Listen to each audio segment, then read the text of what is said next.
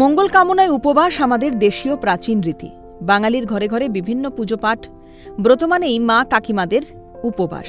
দুর্গাপুজো হোক বা কালী পুজো কিংবা ছট অথবা রমজান, সমস্ত ধর্মেই জড়িয়ে আছে উপবাসের রীতি। কিন্তু জানেন কি, এই উপবাস আদৌ শরীরের জন্য ভালো কিনা? চিকিৎসকদের মতে রক্তে গ্লুকোজ পৌঁছলে ফিডব্যাক পদ্ধতিতে ইনসুলিন হরমোনের ক্ষরণ হয়, যা অতিরিক্ত গ্লুকোজকে রক্ত থেকে সরিয়ে গ্লাইকোজেন আকারে লিভার ও পেশিতে সঞ্চয় করে। দীর্ঘক্ষণ না খেয়ে থাকলে শরীরে ইনসুলিন ক্ষরিত হয় না। এবার উপবাসের পর হঠাৎ শরীরে খাবার ঢুকলে রক্তে শর্করার মাত্রা অনেকটা বেড়ে যায়। কেবলমাত্র ডায়াবেটিক রোগী নয়, আলসার, গ্যাস্ট্রাইটিস কিংবা হায়াটাল হার্নিয়া থাকলেও ক্ষতিকর প্রভাব ফেলবে উপবাস। তবে উপবাসের বেশ কিছু উপকারিতাও রয়েছে। এর মধ্যে অন্যতম হল ওজন কমানো। উপবাস করলে শরীর সঞ্চিত ফ্যাট থেকে পুষ্টি সংগ্রহ করে, ফলে ভাঙতে শুরু করে ফ্যাট।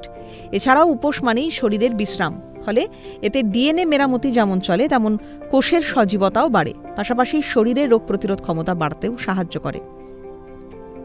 যে কয়েকটি বিষয় উপবাসের সময় মাথায় রাখবেন, দেখুন এক নজরে।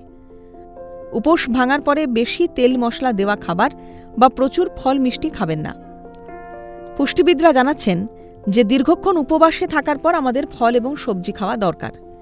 উপবাসের পর যথেষ্ট পরিমাণে জল, ফলের রস খাবার চেষ্টা করুন। দীর্ঘক্ষণ না খেয়ে থাকার পর চটজলদি তৈরি হয়ে যাওয়া কোনো খাবার একেবারেই খাবেন না, জানাচ্ছেন স্বাস্থ্য বিশেষজ্ঞরা।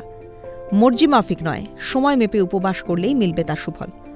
তাই মন চাইলে অবশ্যই উপবাস করতে পারেন, তবে এর ভালো মন্দ সবটাই আপনার উপর নির্ভর করছে। নিয়ম মেনে চলুন আর উপবাসের সুফল পান। সুস্থ থাকুন, সুরক্ষিত থাকুন। ক্যালকাটা নিউজ।